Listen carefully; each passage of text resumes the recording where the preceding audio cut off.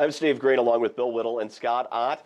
You know, the Hanukkah candles have been put away, Santa has come and gone, and that just leaves New Year's before we all have to get back to the daily grind. But before we do that, let's indulge in what's become something of a tradition here in our little trifecta boxes and share our New Year's resolutions with you. Bill, how about it? What do you resolve to do new or different or better in 2013?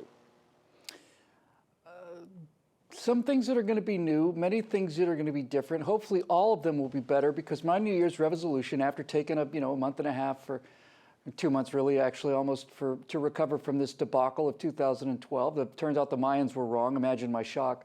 What I reserve for 2013 is I'm just determined to go out and fight these people harder, just fight them harder, as hard as I can, and resist the temptation to just curl up in a ball and let the world burn. Now, that's not to say that there aren't some fiscal strategies that would, or political strategies that involve basically curling up in a ball and letting the fire kind of pass over you.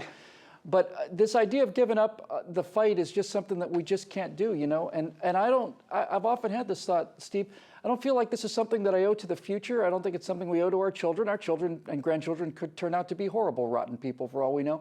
I do think that we owe it to the past. I think we owe it to the mostly men, but certainly men and women who didn't come home from being deployed all around the world in order to fight for our freedom. And those are the people I feel we have to get up and fight for. The people who have already made the sacrifice, who've transmitted this freedom. That's the debt that I owe. I don't owe part of this $16 trillion. I have to pay for it, but I didn't bargain on that.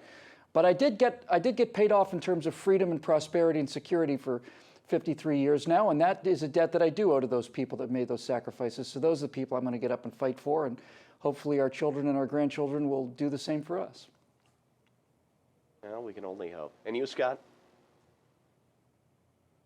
Well, you know, as I probably mentioned last year, the year before, and the year before that, I don't actually do New Year's resolutions. However, this past year, I actually started in January eating food that doesn't kill you immediately and doing a little bit of exercise, occasionally stepping into the sunlight.